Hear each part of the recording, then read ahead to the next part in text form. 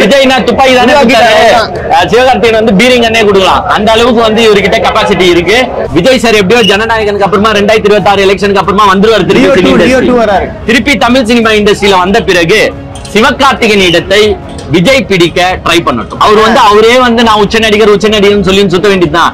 இங்க வந்து சிவகார்த்திகேயன் அவர் இடத்தை பிடிக்கணும்னு ஒன்னும் அவசியம் கிடையாது. Because Sivakarthikeyan is far better than Vijay.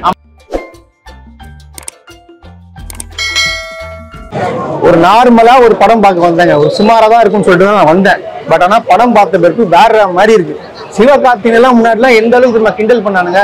இவர் வந்து என்னது குடும்ப படம் சும்மா வந்து தன்னைத்தானே கிண்டல் பண்ணிக்கின்னு அந்த மான் காலத்தை எல்லாம் பாத்தீங்களா, அவரே வந்து இன்சல்ட் பண்ணிப்பாரு.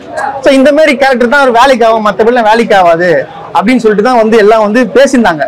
அதெல்லாம் உடைச்சு நான் ஒரு மிகப்பெரிய கமர்ஷியல் ஹீரோடா, கமர்ஷியல் ஹீரோ, ஆக்ஷன் ஹீரோன்னு சொல்லிட்டு ப்ரூவ் பண்ணிருக்காரு. இதெல்லாம் உழைப்பு தானே, சும்மாலாம் வந்து வந்துடாதுல்ல. அந்த அளவுக்கு வந்து உழைச்சிருக்காரு. ஆக்டிங் ஸ்கில் எல்லாம் பாத்தீங்கன்னா பக்காவா இருக்கு பிரதர். அவர் வந்து எப்படின்னா ஒரு ஜெம் ஆயிட்டார். அவர் வேற லெவல் போயிட்டாருன்னு சொல்லணும். அந்த அளவுக்கு படம் எடுத்துருக்காங்க. அதே போல பாத்தீங்கன்னா எந்த ஹீரோக்கும் பாத்தீங்கன்னா ஏற்ற வில்லன் கொடுக்க மாட்டாங்க. பட் ஆனா இந்த படத்துல ஹீரோக்கு ஈக்குவலா ஒரு வில்லனை கொடுத்துருக்காங்க. அந்த அளவுக்கு பக்கா பர்ஃபார்மன்ஸ் பண்ணிக்கிறாரு அந்த வில்லனை. அதே போல ஸ்டண்ட்லாம், அந்த ஸ்டண்ட் மாஸ்டர் பேர் எனக்கு தெரியல, அவருக்கு மிகப்பெரிய ஒரு ஆக்டர், செம்மையா பண்ணிருக்காங்க. செம்ம ஃபாஸ்ட் ஆகுது.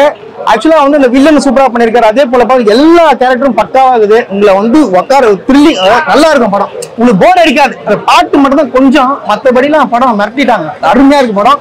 ஏஆர் முருகதாஸ்க்கு ஒரு மிகப்பெரிய ஒரு கம்பேக். ஏன்னா ரொம்ப மிகப்பெரிய ஃபிளாப் எல்லாம் கொடுத்துட்டு ஆள் வெறுத்துட்டு போயிட்டு வந்தாரு. இந்த படம் வந்து மிகப்பெரிய ஒரு பூஸ்ட் அப் அவர் கொடுக்கும். படம் சூப்பரா இருக்கு, நல்லா இருக்கு, அருமையா இருக்கு. இல்ல இது ஏஆர் முருகதாஸ்க்கு ஒரு மிகப்பெரிய கம்பேக்கோ இல்லையோ, சிவகார்த்திகேயன் சாருக்கு இது should be a must comeback. ஏன்னா அமரன்ற ஒரு மிகப்பெரிய ஹிட்ட கொடுத்துட்டாரு. சோ ஆடியன்ஸ் மத்தியில அந்த கிரேஸ் இன்னும் ஜாஸ்தி ஆகி இந்த படம் எப்படி இருக்கும் அப்படின்ற ஒரு எதிர்பார்ப்புல தான் நிறைய பேர் வந்தாங்க. நானும் அந்த எதிர்பார்ப்புல தான் வந்தேன். ஏன்னா இந்த படம் ஓகே ஆயிடுச்சுன்னு வச்சுக்கோங்க, அப்ப அமரன் வந்து ஃப்ளூக்ல ஹிட் ஆயிடுச்சு போல அப்படின்னு நினைச்சுப்போம். சோ சிவகார்த்திகேயன் சாருக்கும் இது இம்பார்ட்டன்ட் தான். அந்த சாட்டிஸ்பாக்சனை கொடுத்துருக்கா இந்த படம்னா கண்டிப்பா எக்ஸ்பெக்டேஷன் வந்து சாட்டிஸ்ஃபை பண்ணிருக்கு. ஏன்னா ஒரு படத்துக்கு மெயினே வந்து ஒரு நல்ல ஸ்டோரி லைன் இருக்கணும். அந்த ஸ்டோரி லைன்ல ஒரு நல்ல கருத்து இருக்கணும். இப்போ இந்த படம் பாத்தீங்கன்னா உங்களுக்கு கன் கலாச்சாரம் அப்படின்ற ஒரு சிங்கிள் பாயிண்ட்ல எடுத்து மூவ் பண்ணிருக்காங்க. உங்களுக்கே நல்லா தெரியும், நம்ம தமிழ்நாடு எப்பவுமே வந்து பீஸ்ஃபுல்லான நாடு. நீ மதத்தால என்ன வச்சு பேசிக்கோ, இல்ல ஜாதியால என்ன வச்சு பேசிக்கோ, இங்க வந்து உள்ளார வந்து கலவரம் பண்ண முடியுமானா முடியாது. ஒரு நாள் சண்டை போடுவோம், அவ்வளவுதான். ஆனா நார்த் இந்தியாலாம் எடுத்துக்கிட்டா உங்களுக்கு கன் கலாச்சாரம்ன்றது ஜாஸ்தியா தான் இருக்கு. அங்க எங்க போனாலும் கன்ல சுட்டுன்னு தான் இருப்பான். ஒண்ணும் இல்ல, மளிகை கடைக்கு போனா அவன் கூட கண்ணை வச்சுன்னு இருப்பான். யாரும் நிம்மதியா போக முடியாத சூழ்நிலை தான் நார்த் இந்தியால இருக்கு. நீங்களே நிறைய வெப் சீரிஸ் எல்லாம் பாத்துப்பீங்க, மிர்சாபூர் அது இதெல்லாம் போற வரவெல்லாம் சுட்டுன்னு தான் இருப்பான். இந்த கலாச்சாரம் 7 கோடி மக்கள் இருக்கிற தமிழ்நாட்டுல வந்தா என்ன ஆகும்? கெட்டு போயிடும். இங்க கஞ்சா கலாச்சாரம் இருக்கும் போது அவன் என்னென்ன பண்றான்னு உங்களுக்கு தெரியும். கன் கலாச்சாரம் உள்ள வந்துச்சுன்னா என்ன ஆகுது? கலவரங்கள் ஜாஸ்தி ஆகும். அது அந்த பாயிண்ட முருகதாஸ் சூஸ் பண்ணிருக்காரு. அதுக்கு எஸ்கேவும் சப்போர்ட் பண்ணிருக்காரு பாருங்க. ஃபர்ஸ்ட் நான் எஸ்கேக்கு வந்து என்னோட மிகப்பெரிய ஹேட்ஸ் ஆஃப் பண்ணிக்கிறேன். ஏன்னா இந்த மாதிரி கதை எடுத்து நடிக்கிறது கஷ்டம். இன்னொன்னு என்னன்னா, ஒரு 4 கண்டெய்னர் கன்னு தமிழ்நாட்டு பார்டருக்குள்ள வருது. அந்த 4 கண்டெய்னர் கன்னையும் ஒரு ஹீரோ டெமாலிஷ் பண்ணணும். அதுதான் சிங்கிள் ஸ்டோரி லைனு. இதுக்குள்ள வந்து பாத்தீங்கன்னா உங்களுக்கு மென்டல் போபியா, சில டிசார்டர்ஸ் எல்லாம் சிவகார்த்திகேயனுக்கு இருக்கு. அதை வைத்து கொண்டும் எப்படி அந்த 4 பெட்டியை டெமாலிஷ் பண்ணாரு. அதுக்கு நடுவுல கொஞ்சம் லவ், கொஞ்சம் ரொமான்ஸ், கொஞ்சம் எமோஷன்ஸ், சிவகார்த்திகேயன் பேக்ரவுண்ட் இதெல்லாம் போட்டு அழகா ஒரு மசாலாவா எடுத்துட்டு போய் ஏஆர் முருகதாஸ் வந்து சாட்டிஸ்ஃபை பண்ணிருக்காரு. நல்லா இருக்கு படம். இதுல ஒரே ஒரு சந்தோஷமான விஷயம் என்னன்னா, எஸ்கேக்கான கிரேஸ உள்ள போய் பார்க்கலாங்க. ஆமா, சந்தோஷமா என்ன சந்தோஷப்படுறாங்க தெரியுமா? நான் நார்மலாவே நாங்க வந்து 90s கிட் 80s கிட் கூட வச்சுங்க. 80 90 89 என்ன வரும்னு எனக்கு தெரியல. ரெண்டுத்துலயும் மிக்சிங்ல வந்து வச்சுங்க. அந்த காலத்துல வந்து அந்த காலம்ல இப்ப கூட எடுத்தீங்கன்னா Ajith sir, Rajini sir, Vijay sir, இந்த 3 பேருக்கு இருக்கிற கிரேஸ நீங்க தியேட்டர்ஸ்ல போய் பார்க்கலாம். ஒரு வித்தியாசமா இருக்கும் இதெல்லாம். ஆனா அந்த கிரேஸ வந்து நீங்க இங்க எஸ்கே சாருக்கு பார்க்க முடியுது. இங்க எஸ்கே சார்ன்றவர் யாருன்னா, ஒன்னும் வந்து அப்பா வந்து வாப்பா நடின்னு சொல்லி கூட்டின்னு வரல. அப்பா வந்து 4 படம் ஃபெயிலியர் ஆனாலும் வாப்பா நான் பாத்துக்கிறேன்ட்டு எஸ்கே சாருக்கு சப்போர்ட் பண்ணல. அப்படி இருந்த ஒரு மனுஷன் சாதா விஜய் டிவில ஒரு ஆங்கர், விஜய் டிவில ஒரு ஷோ, அப்படி இப்படின்னு இருந்து சின்ன ரோல் பண்ணி தன்னை உயர்த்தி இன்னைக்கு உள்ள போனா அவ்வளவு 18 to 22 வயசு ஃபுல்லா இங்கதான் இருக்கு. அவ்வளவு என்ஜாய் பண்றான். அதை பார்க்கும்போது எங்களுக்கு சந்தோஷமா இருக்கு. இதுதான் உண்மையான வளர்ச்சி. உச்ச நடிகர் நம்ம சொல்லி கூடாது, வெளியில இருக்கிறவங்க சொல்லணும் உச்ச நடிகர்னு. இந்த உச்ச நடிகர் கண்டிப்பா சிவகார்த்திகேயனா இருக்காரு, நல்லா அருமையா பண்ணிருக்காருங்க. மொத்த டீமுக்கே வந்து என்டையர் கிரெடிட் கொடுக்கணும். அதுல அந்த போலீஸ் ரோல்ஸ் எல்லாம் இருக்கு, சில சஸ்பென்ஸ் எல்லாம் வந்து அப்படியே வச்சு லாஸ்ட்ல யாருன்னு ரிவீல் பண்ணும் போது அது ரொம்ப நல்லா இருக்கு. அதே மாதிரி இன்டர்வெல்ல வந்து ஒரு சீன் இருக்கும், நம்ம எஸ்கேவோட ஒரு டிரான்ஸ்ஃபர்மேஷன் சீனா இருக்கும். அந்த மாதிரி டிரான்ஸ்ஃபர்மேஷன் சீன்லாம் மஸ்ட் நீட் சீன் ஒரு இன்டர்வெல்லுக்குலாம். அந்த சாட்டிஸ்பாக்சனை ரொம்பவே இந்த படம் கொடுத்திருக்கு. அழகா அந்த இன்டர்வெல் சீன்ல வந்து எஸ்கே டிரான்ஸ்ஃபார்ம் ஆவா இருப்பாருங்க, அத ஒரு 10 வாட்டி ரசிச்சு பார்க்கலாம். ஆனா இங்க வந்து ஒரு வாட்டி தான் போட்டாங்க, 10 வாட்டி பார்க்க முடியல. நல்லா இருக்கு, சூப்பரா இருக்கு படம். ஒரே ஒரு செட் பேக்குங்க, எல்லாம் நல்லா பாசிட்டிவ் ஆண்டே சொல்லிட்டு போறீங்கன்னு நினைக்காதீங்க. பாட்டு கொஞ்சம் மைனஸ் எனக்கு தெரிஞ்ச வரைக்கும், அது மத்தவங்க மாறுபடலாம். எனக்கு தெரிஞ்ச வரைக்கும் எந்த பாட்டுமே மனசுல நிக்கல. பேக்ரவுண்ட் மியூசிக் இஸ் ஓகே, பாட்டு மனசுல நிக்கல. அதே மாதிரி எஸ்கேவோட இன்ட்ரோ சீனை நான் லைக் பண்ணல. டக்குன்னு ஒரு மாதிரி போட்டாங்க. வில்லனுக்கு காட்டின இன்ட்ரோ சீன் கூட நல்லா இருந்துச்சு, எஸ்கேக்கு காட்டின இன்ட்ரோ சீனை கொஞ்சம் மாடிஃபை பண்ணி இவங்க கொடுத்திருந்தா இன்னும் நல்லா இருந்திருக்கும். ஏன்னா எஸ்கேவை நான் எப்போ பார்க்க வரேன்னா அமரன்ற ஒரு மிகப்பெரிய இட்டுக்கு அப்புறமா பார்க்க வரேன். சோ அந்த கிரேஸ்ல அந்த ஆடியன்ஸ் உட்கார்ந்து இருக்கும்போது அவர் சும்மா நடந்து வர மாதிரி காட்டுறது நான் லைக் பண்ணல. மத்தபடி படம் இஸ் ஓகே, ஃபேமிலி ஆடியன்ஸ் கண்டிப்பா வந்து பார்க்கலாங்க, சூப்பரா இருக்கு. இன்னொன்னு சொல்லணும், அந்த ஹீரோயின் நல்லா இருக்காங்க. அந்த ஹீரோயின் வந்து நான் ரொம்ப லைக் பண்ணுவேன், ஏஸ் படத்திலேயே சூப்பர் அழகா இருப்பாங்க. இந்த படத்துலயும் அவங்க அழகா காட்டியிருக்காங்க. அந்த மென்டல் டிசார்டர் ஒண்ணு இருக்கு, கஜினில நம்ம இவர் எடுத்திருப்பாரு, அது வேற இது வேற. பட் அவருக்கு இந்த ப்ராப்ளம்ஸ் எல்லாம் எப்படி ஹேண்டில் பண்ணி கதையில எப்படி எடுத்துட்டு போகணும் அப்படின்றது வந்து ஏஆர் முருகதாஸ் வந்து சூப்பரா எடுத்துட்டு போயிருக்காரு. அந்த ப்ராப்ளத்தோட டிராவல் பண்ணும்போது அப்பப்போ அந்த டிரான்ஸ்ஃபார்ம் வருதும், அப்பப்போ அவருக்கு வந்து ஒரு ஹைப் கொடுப்பாங்க. ஓ இப்படியா, அப்போ நீ போராசா நீயே பாத்துப்பா போல உன் வாழ்க்கைன்னு வரும்போதெல்லாம் நல்லா இருக்கு, சூப்பரா இருக்கு. வில்லனுக்கு கூஸ் பம்ப் சீன்ஸ் பாத்துருக்கீங்களா? ஒரு வில்லனுக்கு வந்து ஒரு பயங்கரமான சீன்ஸ் எல்லாம் கை தட்டுவாங்க ஆடியன்ஸ், அது இந்த படத்தை தான் பாப்பீங்க. உண்மையாலுமே செம்மையா பண்ணிருக்காரு வில்லன். எப்படி சொல்றேன்னு தெரியல பிரதர், வேற லெவல் பண்ணிட்டாங்க. நல்லா இருக்குங்க. ஒண்ணே ஒண்ணுங்க, எல்லாரும் சொல்றாங்க மெயினா ஒரு சேனல் சொல்லிட்டு போச்சு, நீ வந்து துப்பாக்கி வந்து விஜய் சார் கொடுத்த பிறகுதான் இந்த மாதிரி படம் ஹிட் ஆகுதான்னு ஒரு சேனல் சொல்லிட்டு போச்சு. கிடையாது, சிவகார்த்திகேயனுக்கு துப்பாக்கி பத்தாதுங்க, பீரிங்கன் கொடுக்கணும்.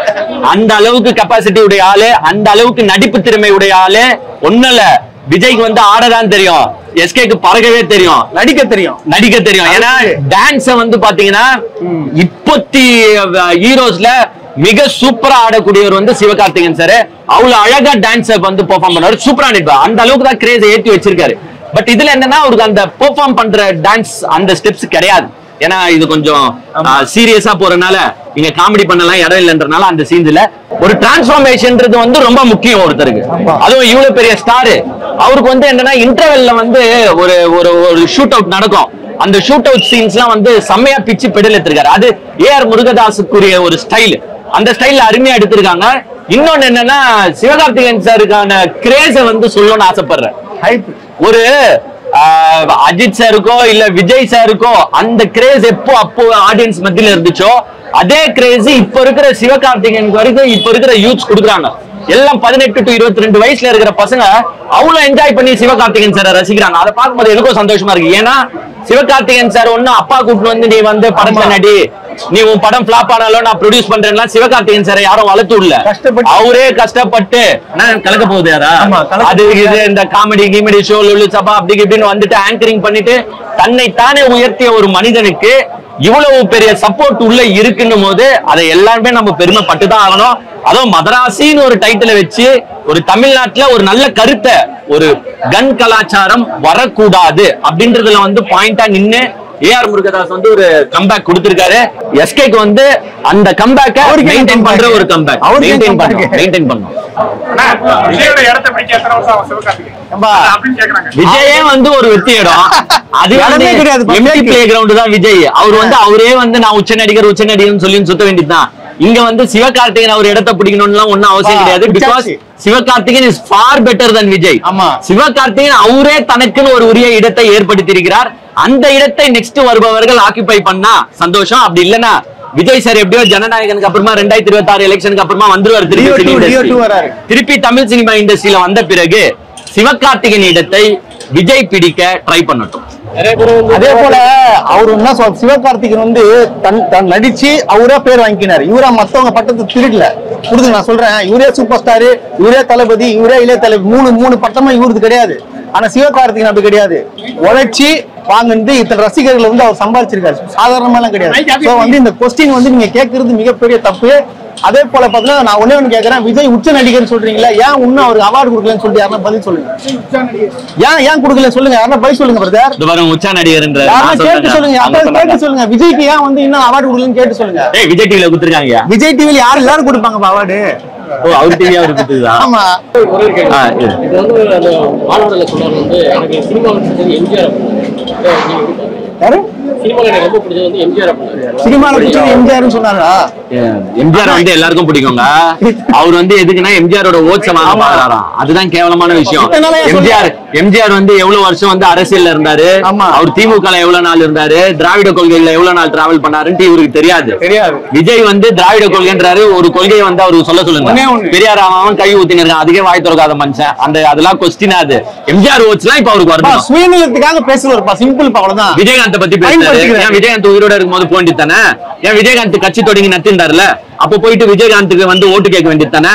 அதெல்லாம் பண்ண மாட்டாரு. இப்போ வந்து சுயநலம், இப்போ வந்து அவருக்கு ஓட்டு தேவை. அதுக்காக வந்து எம்ஜிஆர் தொட்டுப்பாரு, விஜயகாந்த் தொட்டுப்பாரு, இன்னும் யார் யார வேணாலும் தொட்டுப்பாரு. இப்ப பாருங்க அவங்க பேனர்ஸ், அவங்க போஸ்டர்ஸ்ல விஜய் போட்டோட அஜித் போட்டோ தான் பெருசா இருக்கு. கலைஞர் ஸ்டாலின் போட்டோ வச்சிருவாங்க. ஆமா வச்சிருவாங்க. இவங்களுக்கு யார் யார் பிடிக்குதோ. இப்போ விஜய் வந்து சின்னதாயிடுவாரு, அஜித் இவ்வளவு பெருசு, சிவகார்த்திகேயன் இவ்வளவு பெருசு, ரஜினி இவ்வளவு பெருசு, ஸ்டாலின், உதயநிதி எல்லாரையும் போட்டு எல்லா ஓட்டையும் எங்களுக்கு போடுவாங்க. ஏன்னா அவ்வளவு கேவலமானவன் தான். அவனும் கொள்கையை வச்சு ஓட்டு கேட்க மாட்டாங்க, அவங்க தலைவரை வச்சு ஓட்டு கேட்க மாட்டாங்க, மத்தவங்களை வச்சு ஓட்டு. விஜய்னா துப்பாக்கி தானே, சிவகார்த்திகேயன் வந்து பீரிங்கன்னே கொடுக்கலாம். அந்த அளவுக்கு வந்து இவர்கிட்ட கெபாசிட்டி இருக்கு. சோ நல்ல ஆக்டர். என்ன பாட்டுல கொஞ்சம் கலர் பண்ணிட்டாங்க, மத்தபடி படம் நல்லா இருக்கு. ஒரு ஃபேமிலியோட பாக்குற ஒரு படம் சொல்லலாம். யாரும் வந்து மொக்க வாங்கிட்டு போகாம அழகா உட்காந்து ஃபேமிலியோட என்ஜாய் பண்ணிட்டு போலாம். நல்லா எடுத்திருக்காங்க. சிவகார்த்திகேயன் சூப்பரா நடிச்சிருக்காரு. இதுல இருக்கிற கேரக்டர்ஸ் எல்லாமே நல்லா இருக்கு, நல்லா நெயில் பண்ணி எடுத்திருக்காங்க character. So one time watchable. நல்லா பாருங்க. விஜய்க்கு சொன்ன கதை யார் சொன்னா? விஜய் நடிச்சிருந்தாருன்னா நல்லா இருந்திருக்காரு.